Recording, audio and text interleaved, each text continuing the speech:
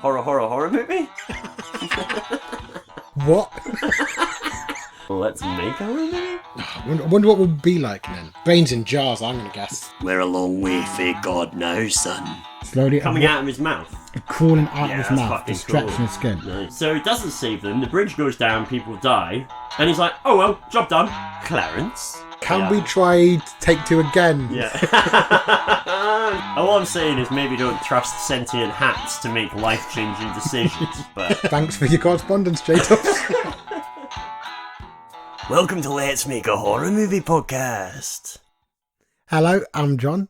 And I'm Dave. And who was that on the mic? That One of was- a friend of yours, I think. Yeah. They call him Jamestown. Oh, wow. He just goes by that single name like Cher. Yeah. Yeah. He was quite a kind of enigmatic man. To be honest, he introduced himself to me.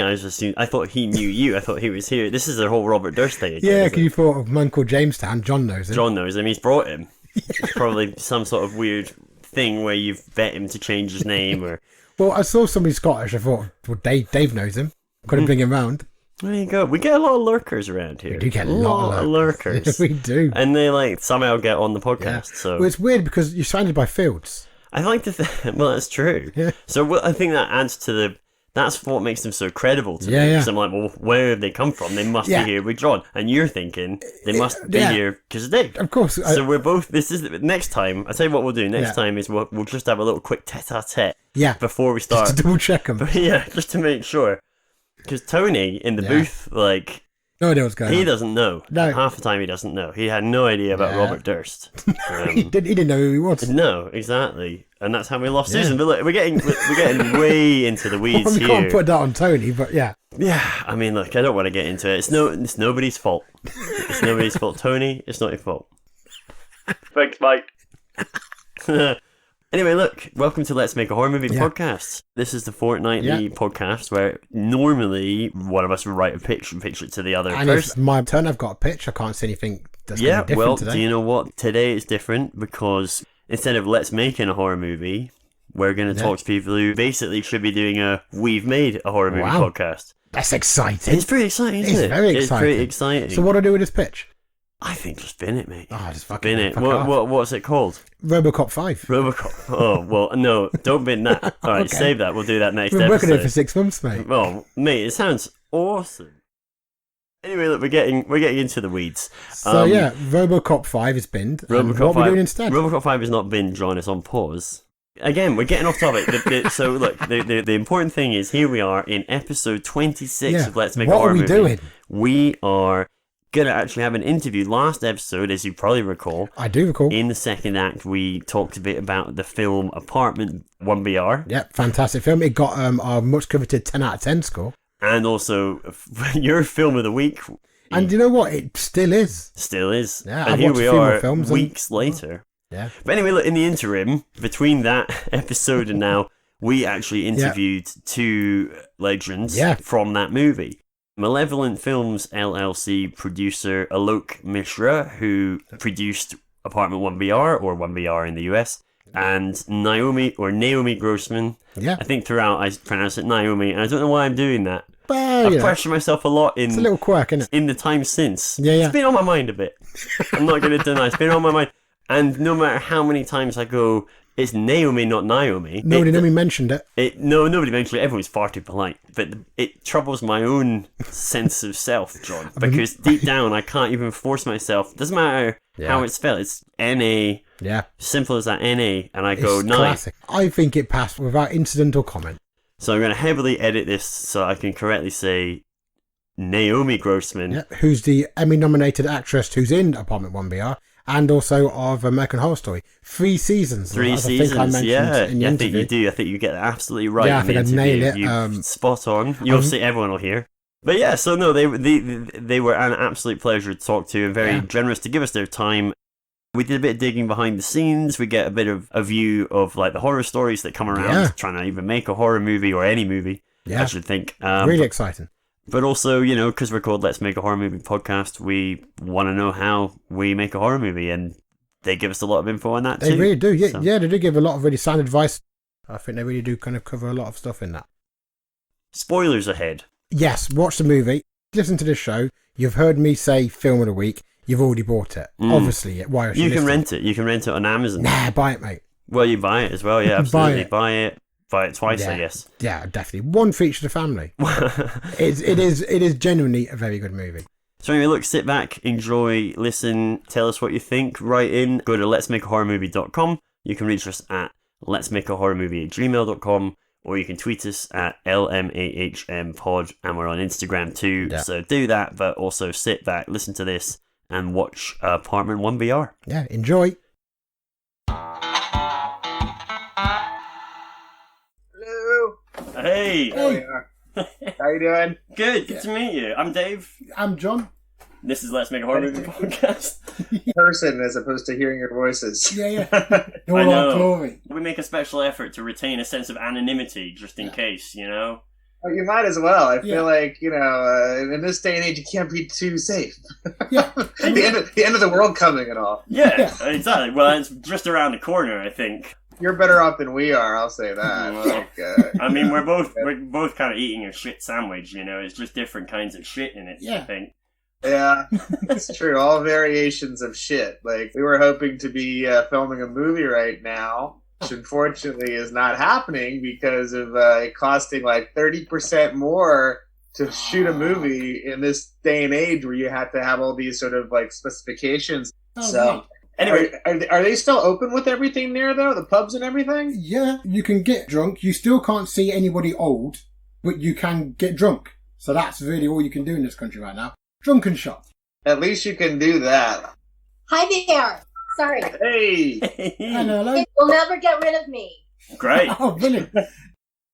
Well, look, thanks, guys. Really appreciate you guys joining and being willing to speak to us. So thank you very much. Oh, your show's fantastic. It's really funny. You guys are very good. Oh, thank you. Oh, stop it. I'll talk to a brick wall, so... Oh, great. Yeah. Nice. Well, we'll try and get one. Sometimes I do. Quarantine life. Anyway, look, well, let's crack in then, I guess, because there's so much to cover. Today we've got Alok Mishra on the show, co-founder of Malevolent Films LLC and producer of 1BR, the fantastic horror movie, and Naomi Grossman, one of the fantastic stars of said amazing horror movie, and innumerable other awesome shows, horrors. 2 seasons of American Horror Story, if I'm correct on that. 3 actually, but 2 as Pepper. Of course. Yeah. Nice. We try and intentionally make mistakes like that. That's part of our shtick. Yeah, it gives a bit of spice. But so thanks guys for joining us. We both watched the film, obviously. I mean, it really is great. The performances are incredible. The story is fantastic. It's really tense and satisfying. Without wanting to gush, like, it's a really great piece of work. Yeah, well done, guys. Thank you so much. It's definitely very much because of our amazing writer-director, David Marmer, that this all kind of came to be. You know, he had only done a couple of shorts beforehand, and the reason I met him was because my wife just happened to go to high school with his manager, who is named Alok Mishra, and his partner Jared Murray have a management company called Epicenter. They're also actually producers on the film, which was part of the pound of flesh they took for putting the deal together in that regard. Yeah. But I had lunch with Allard, like you do in Los Angeles, one of those lunches where, I'm in the industry, you're in the industry, we should all get together. And my wife, of course, was there too, because she hadn't seen him in a while. And he gave me 2 scripts to read, and of course I never read them for 6 months because, I'm a bastard. But one of the other scripts he gave me was this film, Tragedy Girls, which you may have seen, which is a great film. But it's like a horror comedy. And I read both, that script and also 1BR. And I came to them and I said, hey, listen, horror comedy. I used to test movies. I used to do market research for film for 18 years. I tested movies and I, worked for all the studios and everybody else. And what I came to find was that horror comedy is very hard to do. Generally, people who want comedy are too scared because of the horror, and people who want a horror movie are just like, it's not horrible enough. So I told them, I said, listen, there's no way I'd ever make this movie. And they're like, well, we just finished shooting it last week. And I was like, oh, well, what the fuck do I know? So then I was like, well, I really am interested in 1BR. And they set up a meeting, and Dave and I met each other, and it was a great meeting, and we had the same sensibilities. And really, it was, first time producers. My producing partner, Shane Borster, and I have a company called Malevolent Films.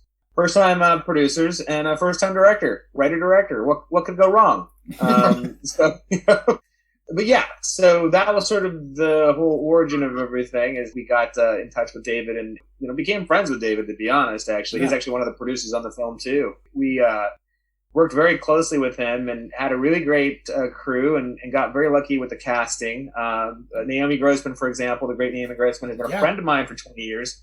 And I was like, listen, I got this part. I know it should be, I wish I could give you a bigger part. And she was just like, she was so sweet and she just did it, right? And then Taylor Nichols, I knew through friends, and I met him at a party, and I accosted him, and I was like, I have a Metropolitan poster at home, and he was just like, really?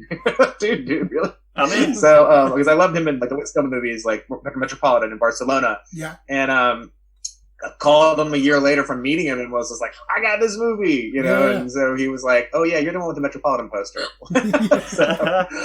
So we got him, and then we had a great, casting director who had us the rest of it, and, as much as we had cast it up and everything else, we then lost everybody, 3 days before we were going to shoot. Like, there's horrible stories that go on.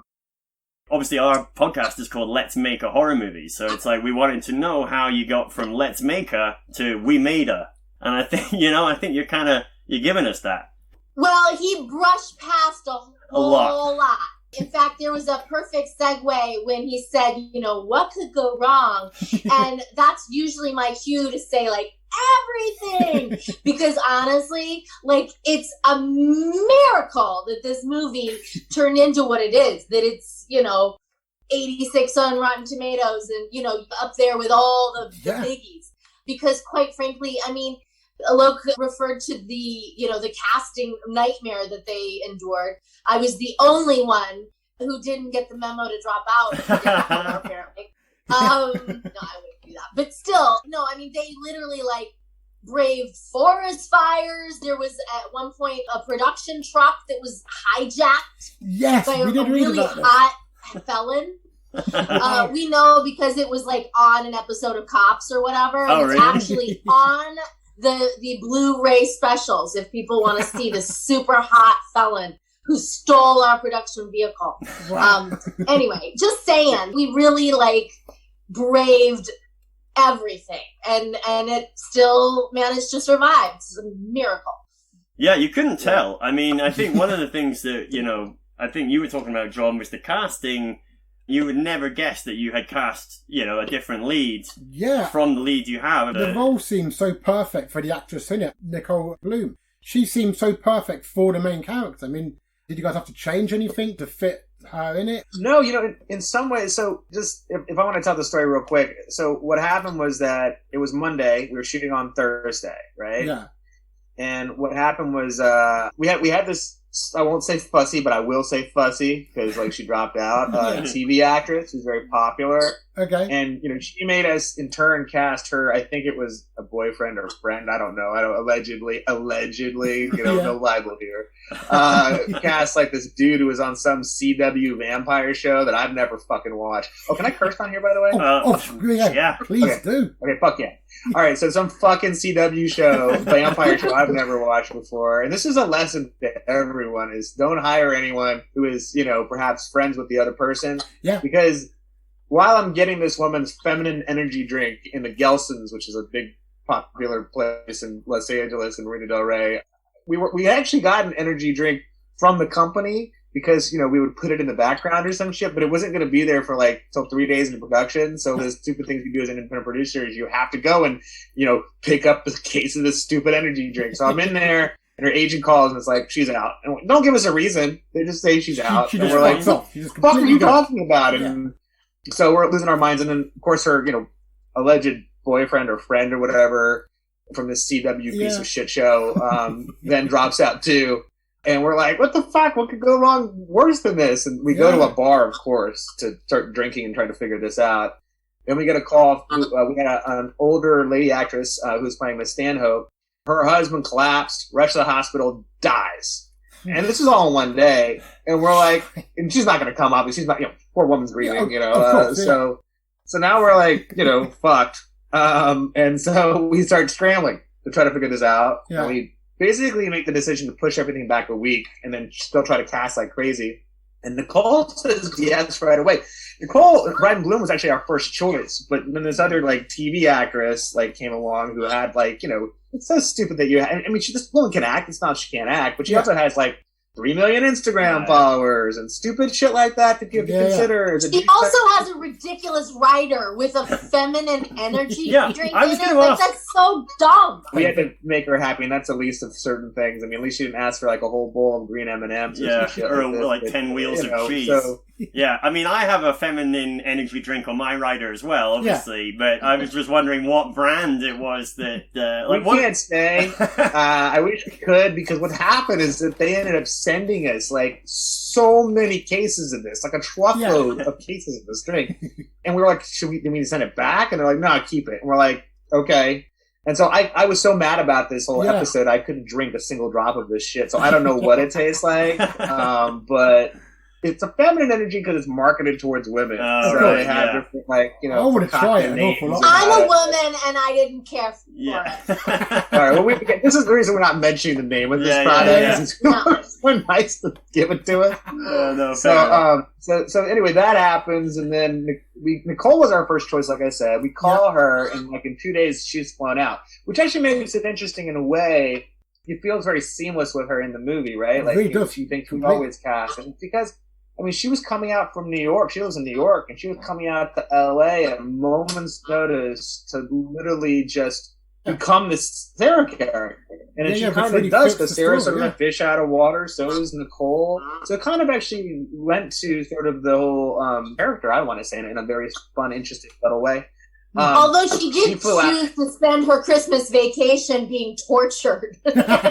Yeah, that's true. Well, I mean, we let everyone off for actual Christmas, I'll say this, but like, they were back to work the day after.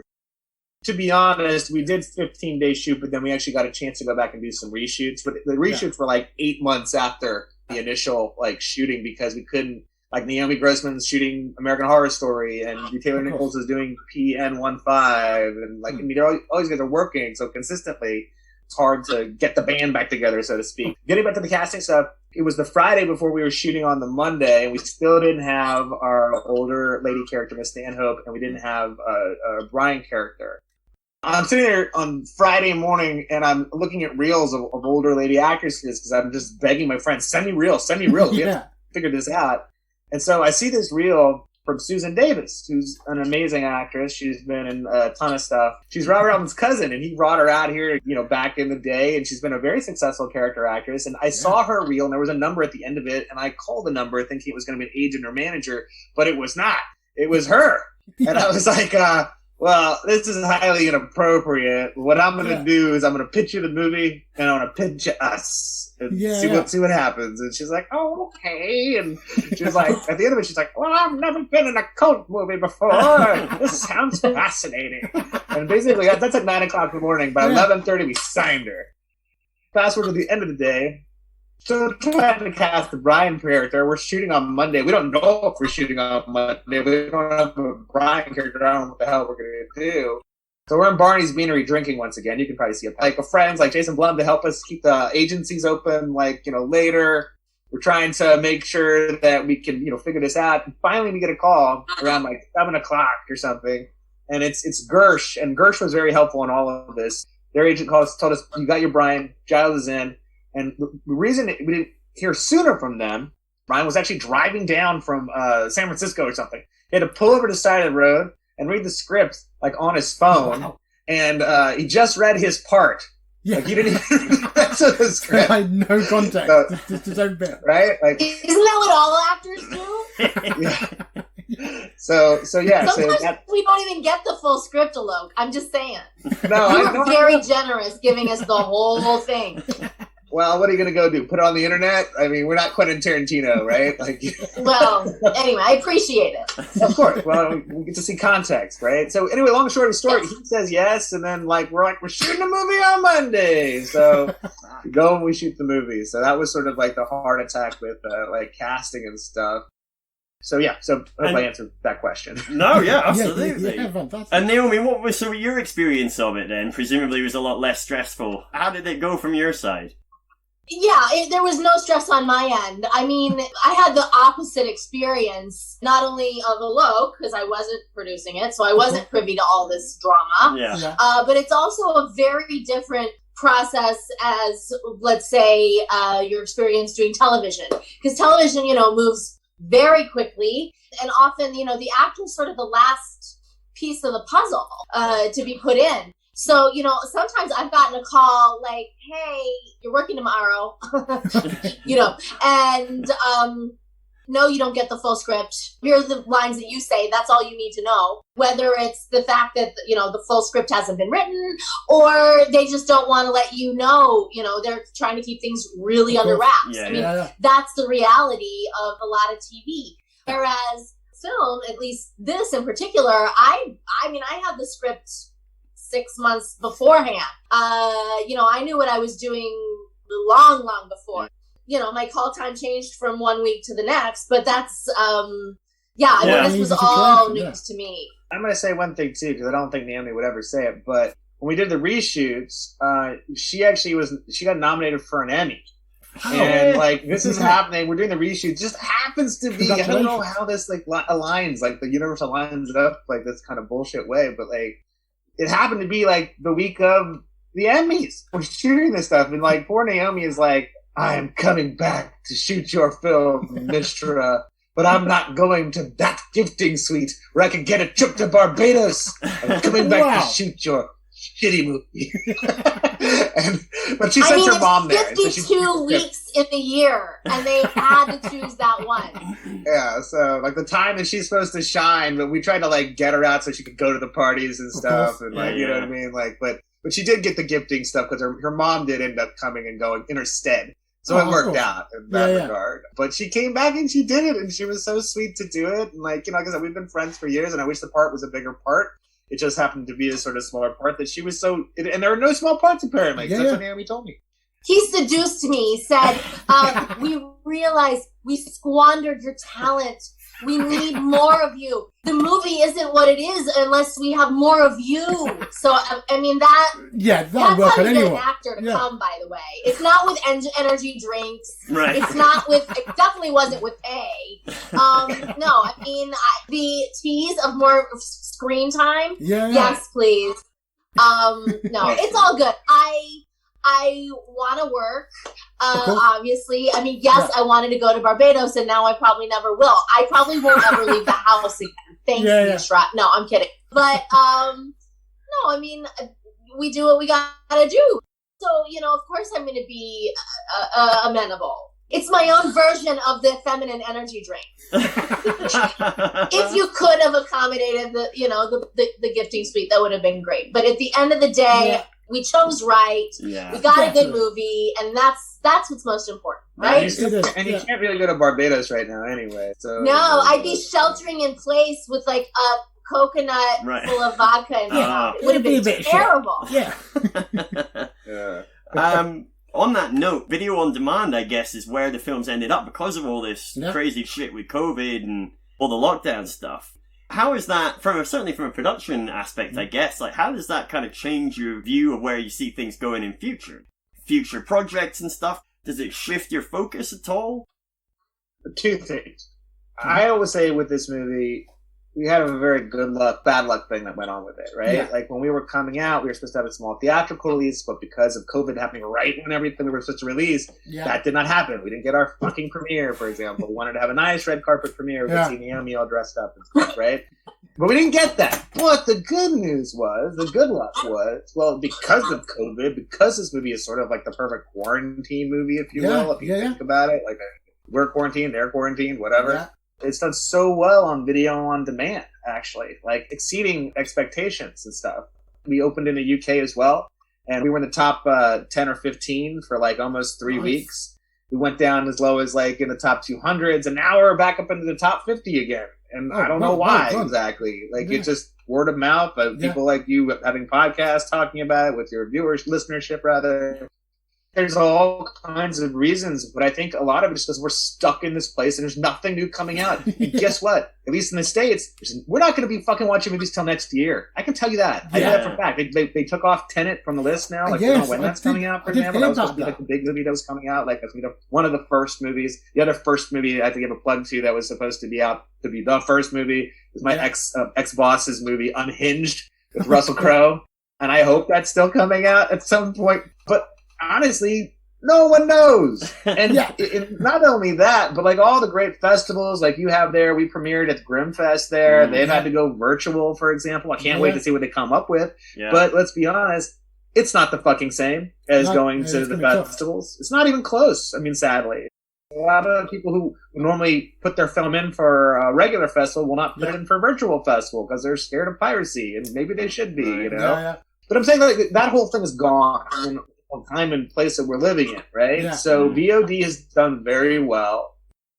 So I think we'll get back there. There might the sort of only sort of casualty is that there may be some smaller films. The studios are just like, fuck it. I'm not spending $20 million to market your film, King of Staten Island. Right. We're just going to bring you out on VOD because, frankly, you're not that good a movie. I mean, I don't know if that's the case, but I'm saying that's shots fired. In a way, they should just make some sort of backroom deal with, like, the Netflixes or whoever their streamer is to put them on because sometimes it's better for them. I mean, like, they dropped Cloverfield Paradox, I want to say, right after the Super Bowl, Netflix did. And that movie, I'm sorry, that's a piece of shit. Like, it's a piece of shit. Like, and I don't care who knows. I say it. And I think they know too, because that's why they made the deal with Netflix, because it made far more money for Netflix than it would have made for Paramount spending an extra $20 million to market that film. Right? When they know they don't have the goods, it may be more of the case where they put it out there. And I think that's sort of healthy for the ecosystem in a way, because, you know, you're not having to get up, get in your car, go to the movie theater, wait in line, do all this stuff, and then it's a piece of shit. So I think that you're going to see more sort of correcting of the ecosystem in a way. So that's, I think, the positive thing that might come out of all of this. Movies are going to come back, though. People want to see Black Widow in the theater. You know, they want to see Tenants. They want to see Mulan and stuff. And frankly, studios can't afford to not open those on theaters because, I mean, I've heard something like they have to make $800 million back to make Tenet break even. Jesus. Like, I mean, so they're not. Here's the main rule of thumb: they're not opening anything until China opens up. That's really that's all you got to know. I mean, it's us and it's China. They got to open both of them up to make it worth it to even do anything. So I think that's in a roundabout, hopefully, way I've answered your question, but I don't think it's going to affect it as much as everyone would say. And I think we'll all be back in the theater once we can because everyone loves the communal experience. The kids want to go back too. I know they're interested in their TikTok and shit like that, but they also want to go to their mom's fucking house and go on a date and go to whatever. So they're going to go back to the theaters. True. So this is this is the first Malevolent Films production, correct me if I'm wrong, and I just wondered, like, obviously raising funds and getting funding for movies is a big challenge. Did you have this issue? And if so, kind of how did you solve it? Well, we had, I can't tell you how much the movie was shot for. That's all right. I can tell you that they didn't spend the money on talent. Right. They saved on talent. That's for sure. No, I mean, the thing of it was, like, we went around for, like, 2 years looking for money for, like, any film. And we could not find said money.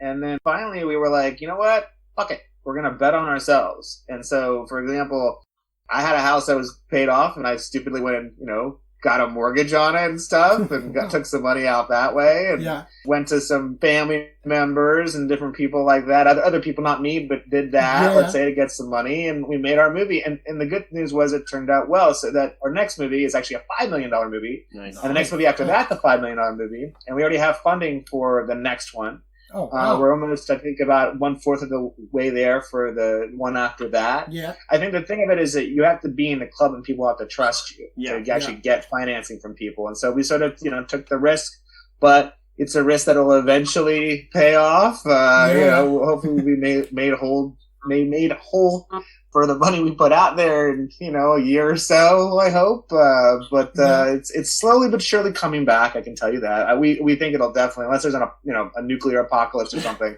I think we're going to go back. Hang on. Yeah, if that happens, we've got other concerns. Let's be honest. Yeah. I mean, right? Like it's like so. To answer your question, hopefully that's what we had to do. Thankfully we made the right bet, but also. I tested movies for 18 years. Sure. Of course, yes. So, if I didn't make a decent movie, then I'd be a fucking idiot. Yeah. I mean, the problem is, too, it's not about, you can have a great script, you can have a great director, but all these things can go wrong, right? As told to you by, like, Naomi Grossman, for example. And then even to that, like, you could also pick the wrong sales agent distributor to go with. The was going to just do enough and then leave you by the side of the road to die. And we've been very lucky that we did a lot of research into this, and we picked like a nice boutique genre, company distributor, sales agent, Dark Sky. Yeah, they handle a lot of films our size, and this is the main thing. They're fucking honest. We went to other filmmaker friends of ours who had deals with them, and they're like, "Listen. We get a breakdown every quarter. We get a report every quarter, and we get a check. Yeah, and that's all you need to know." Like, okay, sounds like a good thing. But I've heard some horror stories from other friends. They're like, "Oh wow, they had these projections, and they didn't meet any of them, and then they made just enough, so they made their nut, and they left us by the side of the road to die." So there's definitely that angle that I would caution anyone who's in this part of the business to really educate yourself. I think this was a question about money originally, but I think I turned it into a thing about strategy. Wait, I have a question. Alok, why didn't you change the movie to one bed in the UK? Well, actually, the company that's released this there, Blue Finch, I wanted to call it 1BR : whatever they wanted to call it. Right, so we had the 1BR in front of it, so anytime people Google it, it would come up. Well, what I found actually with even apartment 1BR, anytime someone puts that in, all the 1BR stuff still comes up no matter what. Right. So it doesn't really make a difference, to be honest. But the thought I had of it is that I wanted to be called 1BR the Flat, which I thought was maybe. There you go. That works out well, yeah.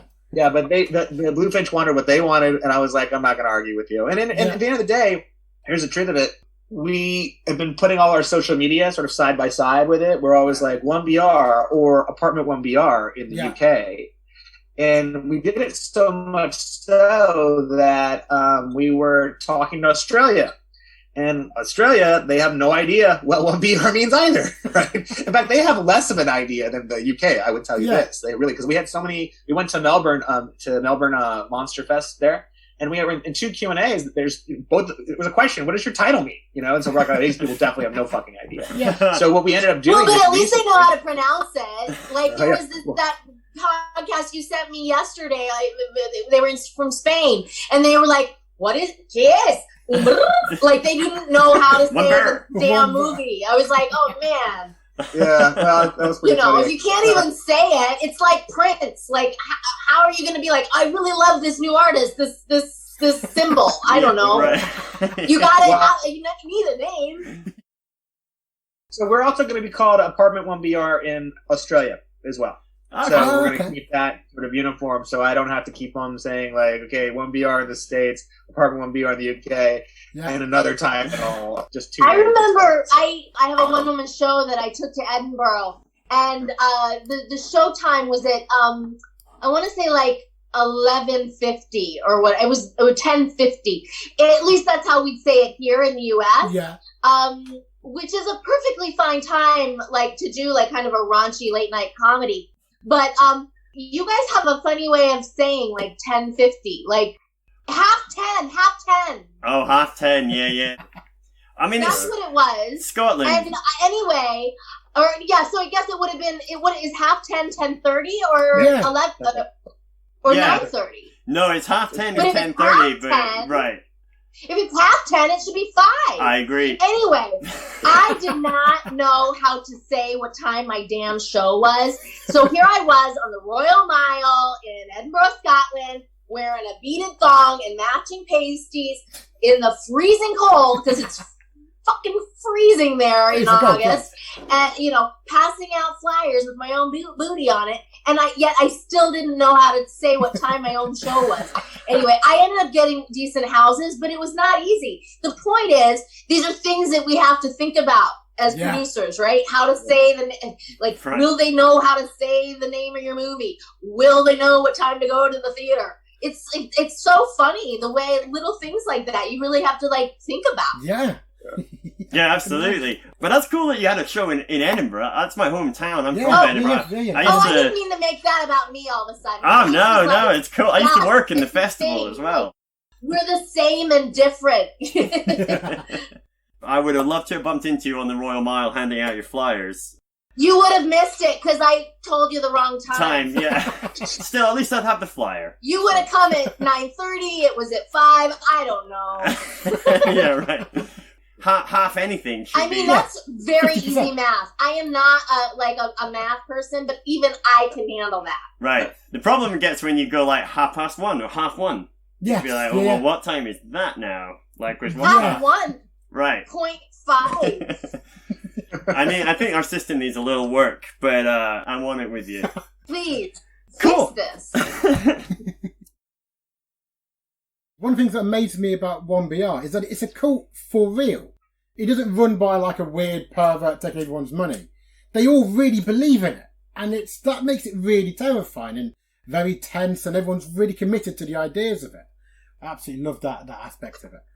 David did a lot of work into that in terms of, Southern California has so many storied cults, really. Yeah. So that was part of sort of his research. Synanon was one of the cults he looked at very closely. Yes, I did. All these cults started off with the best intentions. Yeah. And always seemed to be perverted in some way. Yeah. What David did, though, was he made it such that, it's almost believable that these people seem like they have the best intentions. Yeah, completely. There's a part in American History X, I always bring this example up, where Edward Norton is, talking about, what's become of America, da-da-da. Yeah. And you kind of almost go along with him for a second. You're like, I know this is happening. You're like, wait, these fucking people are Nazis. So you stop. So there's almost that believability to it like that, Yeah. But that's so realistic. I mean, even the Nazis believed, they were fixing the roads, and there were things about what they were doing that made them believe that they were doing something good for the country. During COVID, one of my few joys has been riding my bicycle. I'm living my best 8th grade life because that's all I got. And so I ride my bike by the Celebrity Center, the Scientology Center, of course, daily. Yeah. And it is so creepy. Yeah. But those people, I should be careful. If I get body snatched, in the next week, please follow up. We'll come and find you. Yeah. We'll make sure you're okay. Will you? But the point is, these people don't there's people stationed on the corner that, and they don't think they're scary. Yeah. They think they're doing a service to themselves and their community. Yeah, well, I think it speaks to what you were saying earlier about there being no small parts. In this movie, everybody has to be that convincing, because if there's any one person in that complex looked too creepy or looked too evil, it would break the whole thing. But everyone in it, especially yourself, is so convincingly there for Sarah. And that sells it amazingly. It really makes it a very tense, skin-crawling experience. I think as far as the writing is concerned, too, I think there is some really good arc of characters and so forth that, seems sort of believable, even though sometimes it might be a bit predictable. We went through a lot of different things where we cut a lot of stuff. We, from our test screenings and stuff, we knew that getting to the sort of capture element was really important. And our first act was 33 minutes. We cut it down to 22. Okay. And you lose a little character and a little thing like that, but it moves really well. You're not really typically that bored. There's a couple places maybe, but we need a different character and stuff, but it moves pretty well.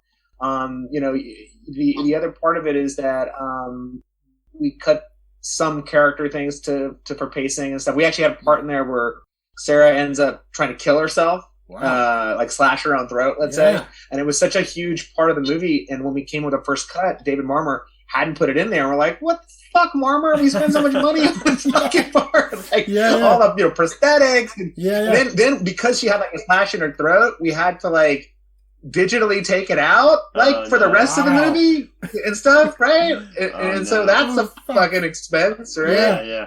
And so, like, stuff like that had to get cut out. And then we realized all along that we needed a different ending. And so when we went back and did reshoots, that was one of the big things we did. But we actually shot an alternative ending as well. Okay. That was that we sort of then tested, but I think the ending that we came up with was the most satisfying ending that we could figure out for all the test audiences and stuff.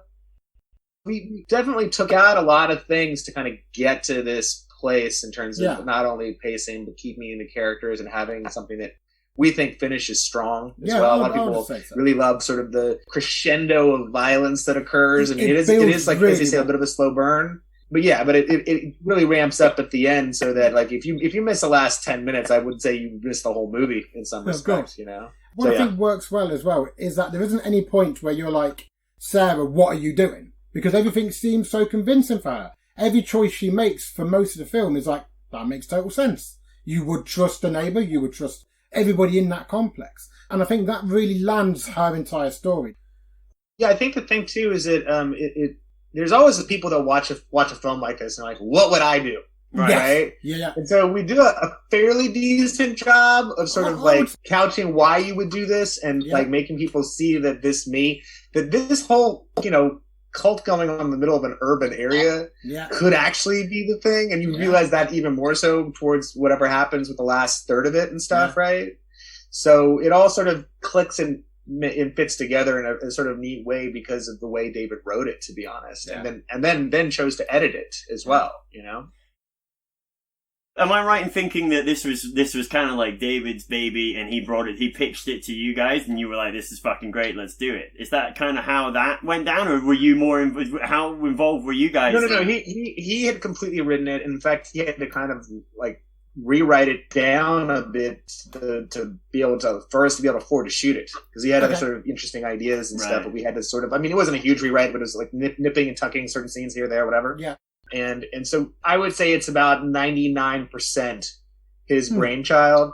The only thing that we had sort of, one thing we sort of had disagreements about were selecting Lester at one point, because he wanted somebody that looked a bit older. And I was like, first off, this poor woman stuck in this place and forced to, perhaps do something with this guy.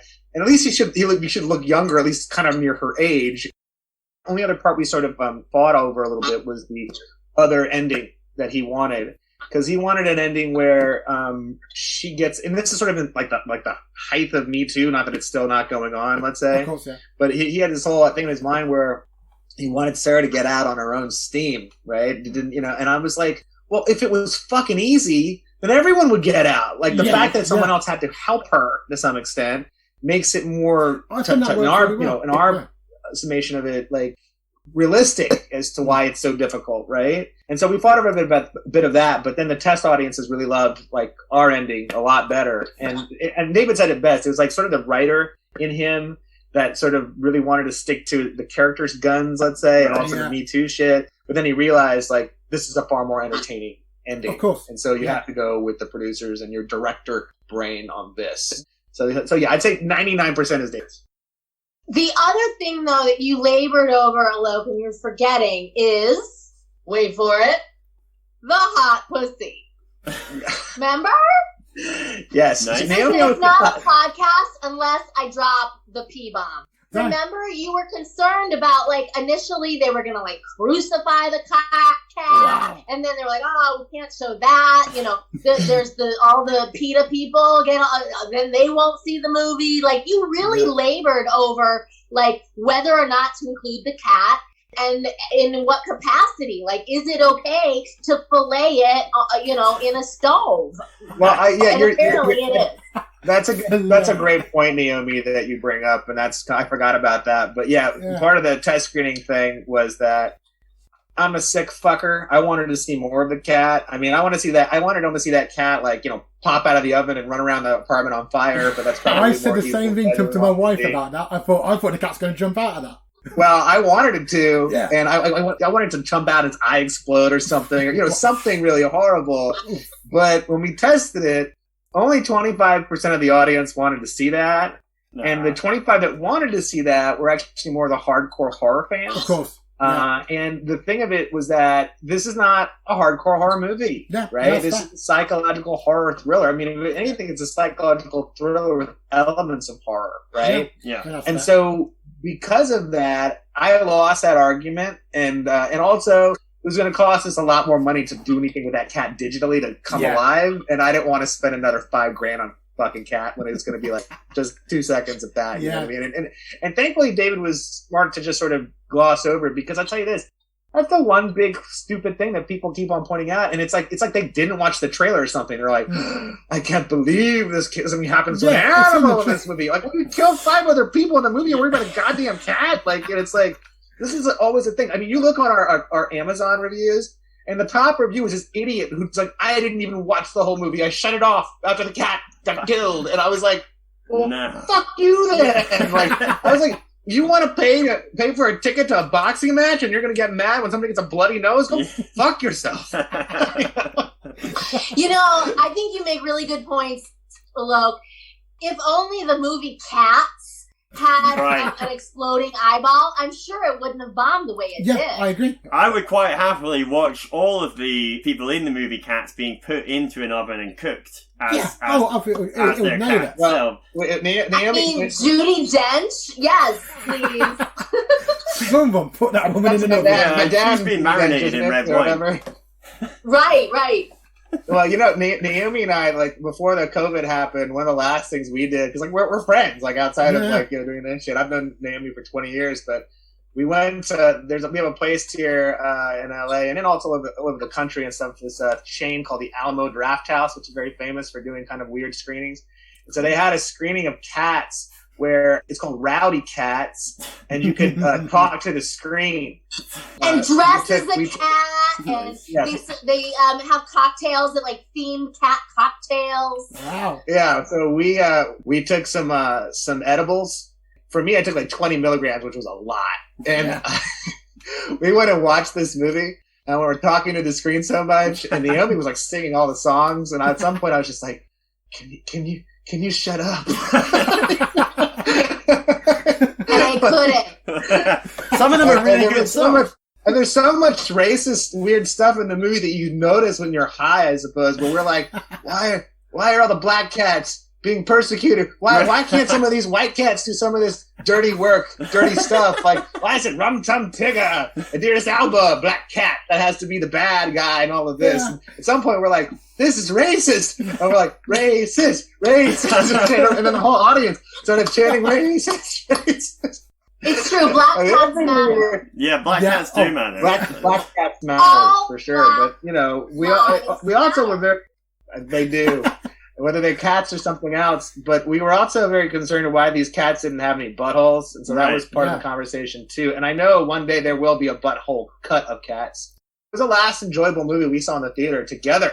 Very enjoyable. Very enjoyable experience. Like I don't think there's any other way I could ever watch Cats in my life. I've never seen Cats in any capacity before. Neither have I. Until this night. A revelation. You have to have weed. That sounds awesome. Well, let's see. Where do we get to? I mean, I'm just checking my notes. I'm super professional, as you can tell. Very slick. Yeah. So, you mentioned a couple of things coming down the pipeline. Can you give us a bit of a sort of sneak preview? I can just tell you, we have a movie that we're working on with this guy, Marcel Sarmiento, who did this movie, writer-director of The Dead Girl. If you ever saw that, it was on the festival circuit, like circa 2008 or 9. It's a great film. Really controversial film, but really interesting. So we're doing kind of a sci-fi horror thing with him. Nice. Awesome. I'm not going to tell you the title of it. I'm not going to tell you anything beyond that, because I feel like, and then also in addition to that, we're doing another movie after that with David Marmer again. Oh, nice.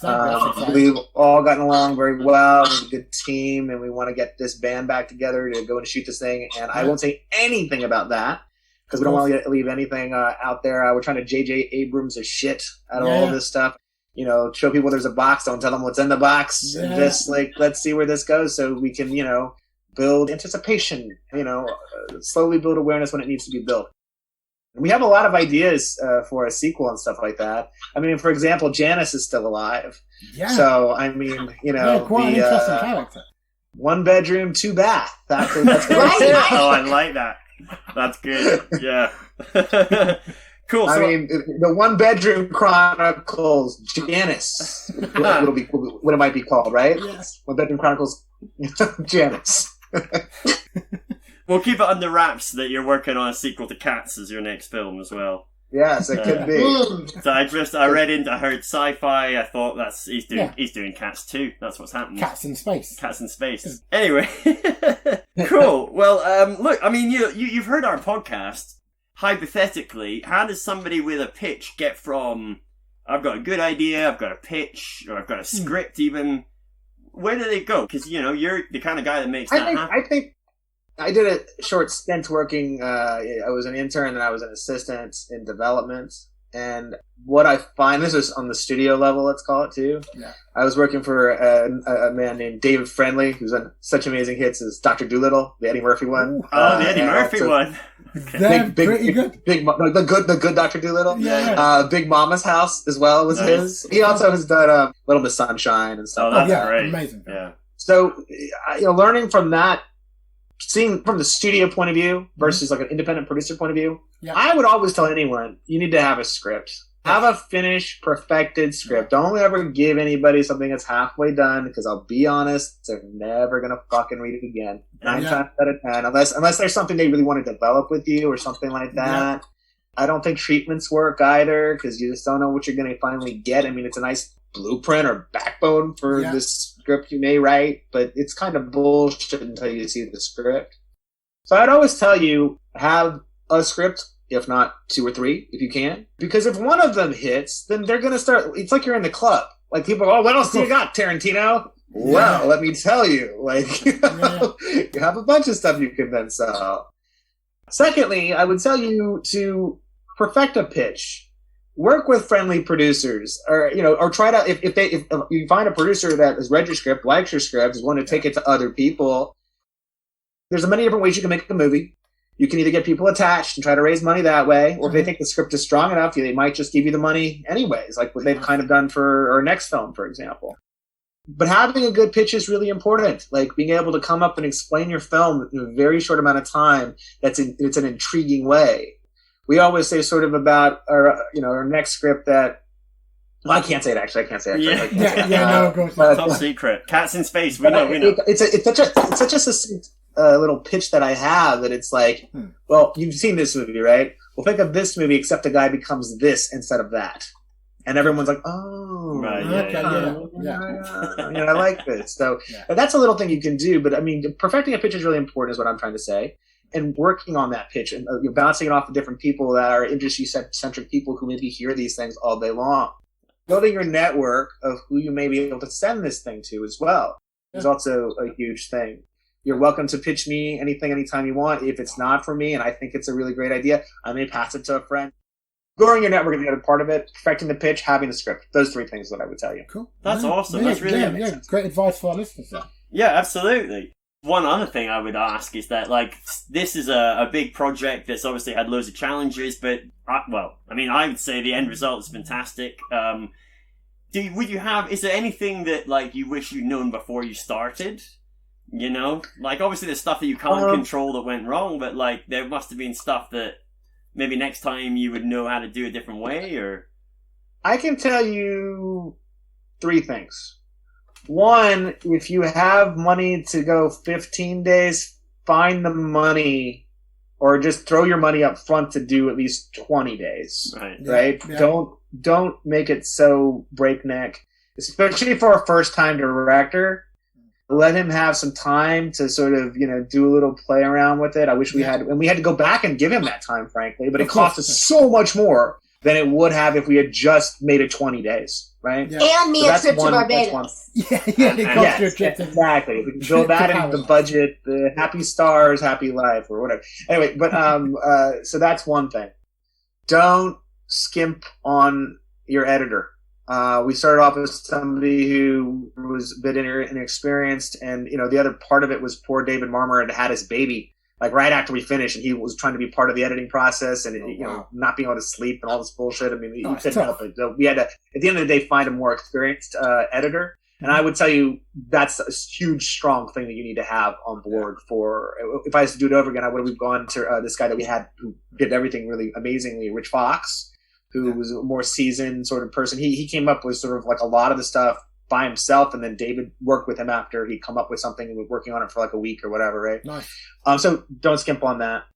The other thing not to skimp on for lower budget things is music.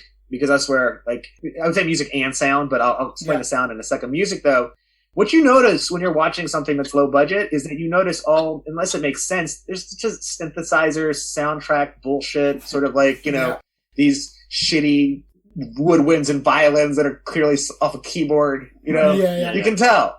You can tell, and it really does color people's perception of your movie right away. Yes, okay.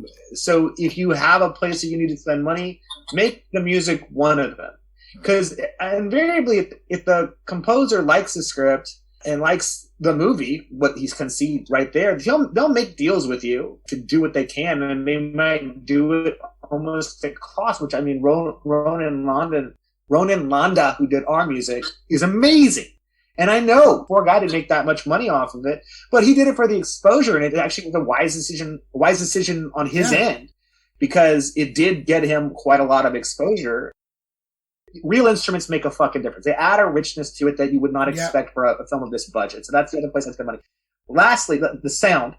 Sound is so important for genre movies, I would tell you.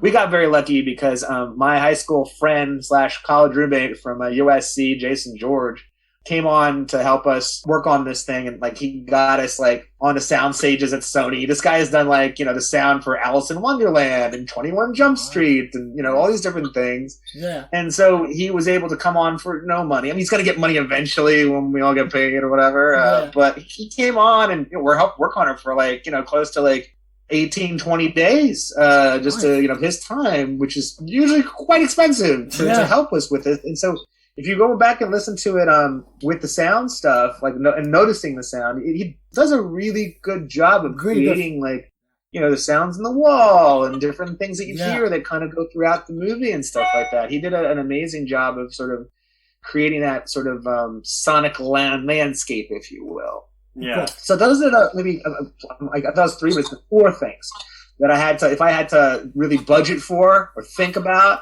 as an independent genre filmmaker. I put that in anyone's ear who would listen. Thank God you saved all that money on that feminine energy. Yeah. You really put money where it was best used. I mean, right? That was the win. That was the win. I'm going to start a new feminine energy drink, I think. That's where the money is. I'm just going to call it feminine energy drink because I feel like that plays across everywhere. Anyway. I mean, you can call it a lot of different things. We can brainstorm on it. I mean, I think like Goddess is a name that would sell. Goddess is very nice. That would make people come and buy that drink. Yeah. Yummy. I mean, we could go on. Yummy. I don't know, man. What about Bitch Goddess? Bitch Goddess is sort of edgy. The kids will love it. Kids will love it, and they are probably our target market. Well, sure. Look, guys, it's been great catching up. I mean, Naomi, I'd be remiss not to ask you what you're up to next. What's in the pipeline for you? Well, these are strange times, and the fact that there's really no production going on. I think I have something on IMDb that's like rumored, but it really is just rumored. Like I read the script, I said it was okay to put my name on it, but I mean, who knows? I mean, we can't even go to the gym, so much less the set. Yeah. I voiced a video game that's going to be coming out soon for if you have gamers that watch the new Mafia. Oh wow! Yes, I've heard of that. It looks very good. Oh, good. Yeah, so that's coming up. I'm also personally working on a new one-woman show. As I said, I have the one that went to Edinburgh. Yeah. And, ideally I'll be able to bring this one there as well. Oh, if that we will come and see it. I will definitely come and see that. The fact is, right now, I mean, I've been sort of told by my own producer friends who said, this is maybe your time. Like, the fact is, we can't let actors touch each other But we need these like small skeleton crews, a one-woman show. Like we're all going to be doing one-woman shows here It's for a the perfect next answer, yeah. foreseeable future. So, I like to think that I'm like at the vanguard, and I thought of it first, like 18 years ago. Yeah. But but in any case, I'm working on my third in the trifecta, and who knows if and when we can go to set again. I would love to, adapt that as a, scripted series or whatever. But in the meantime, having to sell it to a streaming service as a 1-hour comedy special ain't so bad after all. Like, I would also settle for that. Yeah. Oh, hell yeah. Well, in the meantime, hopefully Cats 2 will come along as well. We can only hope. Yeah. I mean, I don't know how they made a Mamma Mia 2, so if they can do that shit, I think they can definitely make a Cats 2. Right. Yeah, I mean, I don't think all there's bets any are sort of way that could not happen. Awesome. Well, there's so many other, Andrew Lloyd Webber gems that we need to see on screen. Oh, where's Starlight Express, the movie? The whole world. Now that, I want to see if the trains have buttholes. That's what I want to see. Just talking about this is making me want to drink so badly. Well, look, honestly, guys, thank you so much for taking the time to talk to us. We really appreciate it. It's been really, really nice talking to you both. Thanks again to Alok and to Naomi for giving us her time. Well done. Yeah, thanks. I've remembered why it was. It's because I used to work with a lady who was called Naomi, but was Northern Irish and pronounced it a bit like, she'd be like, I'm Naomi. Do you see that? Do you see the subtle difference? I'm Naomi. You put that down. I'll fucking kill you. See, she sounds a delight. Subtle difference between that, and so I think that's why I've so subconsciously picked that up. If I'd ever met like a Northern Irish lady like that, I would pronounce the word differently as well. When you meet somebody like that, you just pronounce it however the fuck they want it pronounced, basically. That's simple as that. Anyway, look. Keep them happy. Just wanted to say again, on behalf of Let's Make a Horror Movie podcast, thanks so much to Alok Mishra, Malevolent Films LLC, and also to Naomi Grossman. Yeah, thanks, guys. Looking forward to everything they do in future. But if you haven't already, do go and watch, rent, buy that movie. Yeah. Look out in future for more LMAHMpod meets. Yes. Episodes. And I think our next interviews with a nice little bit of venison. Good as Let's Make a Horror Movie meets. Oh, I see. Thanks again for listening and joining us, everybody. Hope you found that interesting and somewhat enlightening, I suppose. Yeah. And thanks to you, Dave. Oh, well, thanks to you too, John. Oh. I was just going to say, I know I found it enlightening, so I thought it was very interesting. So, if nothing else, then that happened. And on top of that, you need to rent the movie. Oh, dear. Oh, fuck. Oh, someone's been watching Parkinson. That happened.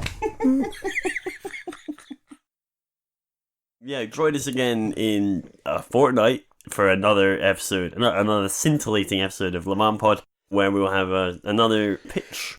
In the meantime, visit letsmakeahorrormovie.com, watch the movie we've just been talking about. Yeah. Oh, rate, review it and us. Rate, review us. 5 stars across the board. Yeah, Apartment 1BR is on Amazon Video. Let's Make a Horror Movie interview, everybody. Stay lucky. Oh, that's that new. You're trying that out. Yeah, just giving it a go.